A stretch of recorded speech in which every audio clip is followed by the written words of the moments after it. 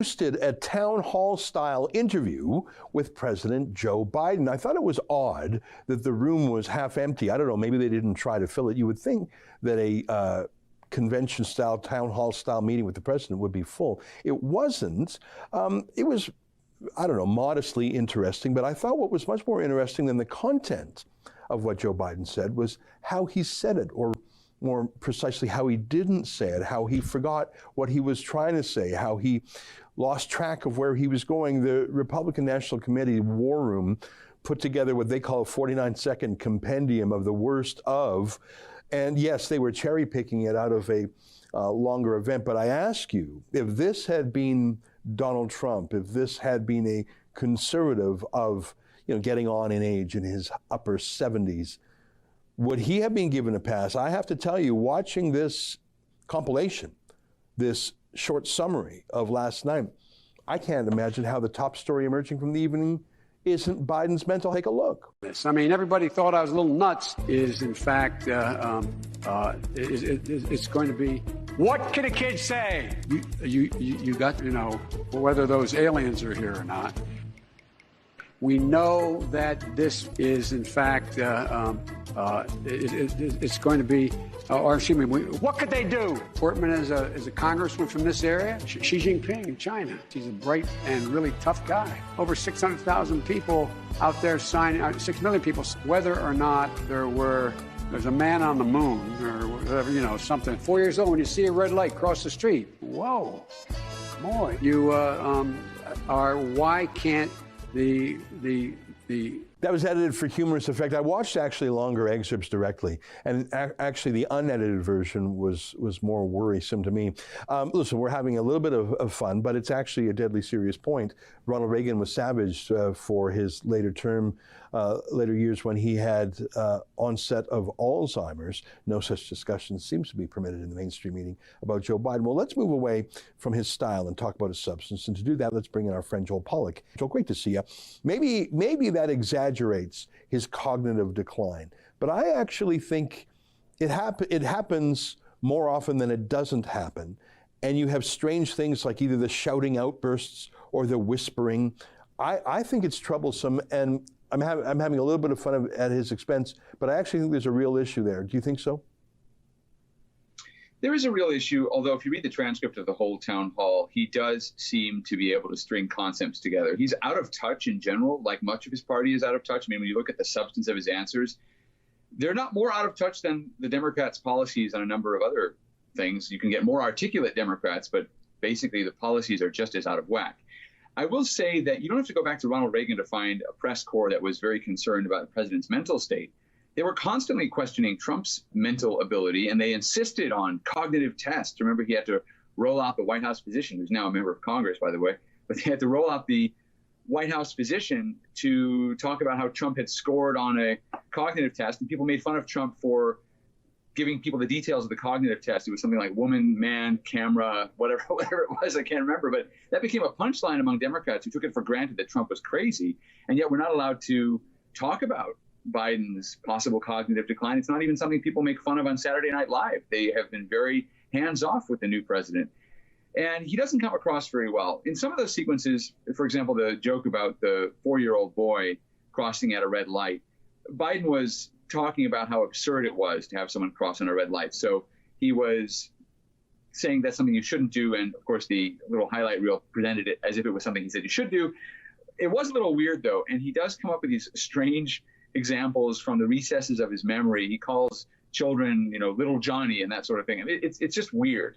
So he does seem to be losing his grip a little bit, although I think in terms of his relation to his party's policy, he's still very much aware of what the policy is. It's just that the policy is so bizarre. Take, for example, his response to a restaurant owner who said, what about the labor shortage? And Joe Biden said, well, maybe people have just left your industry for more lucrative industries. And that's basically the Democratic position. I mean, they don't really care about small business. They want this $15 an hour minimum wage, and they're not so concerned about the restaurant industry or other industries that might have tight margins. So Biden sort of says the quiet part out loud. I mean, he says that, well, we don't really care about your industry. And that was very dissatisfying, not just to the restaurant owner, but to some of the journalists who brought it up again at the White House press briefing and said, look, this wasn't a good answer. Yeah. But that's the answer his party is giving. They're just not concerned about people who invest in businesses, grow businesses, create jobs for other people. They think jobs come from the moon, to use another Biden reference, the man on the moon, and they can just set wages wherever they want to. And, it's going to be fine. And so Biden is a little odd when he tries to explain these policies, but that's partly because the policies are so crazy. If my math is right, we're 6 months in to Biden's presidency, the inauguration, of course, being in mid-January. So 6 months, it's time to fill most of the appointments, set his high priorities, make a name for himself. He's no longer in a, quote, honeymoon, although in my view, the media honeymoon for Democrats is perpetual.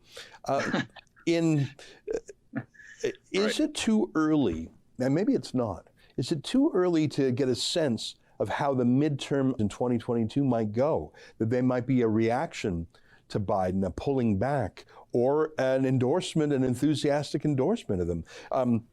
I'm watching from a foreign country and through the filter of the media. I'm not on the ground there. How do you think the midterms are shaping up? I know it's still 18 months away for that, but what would you think?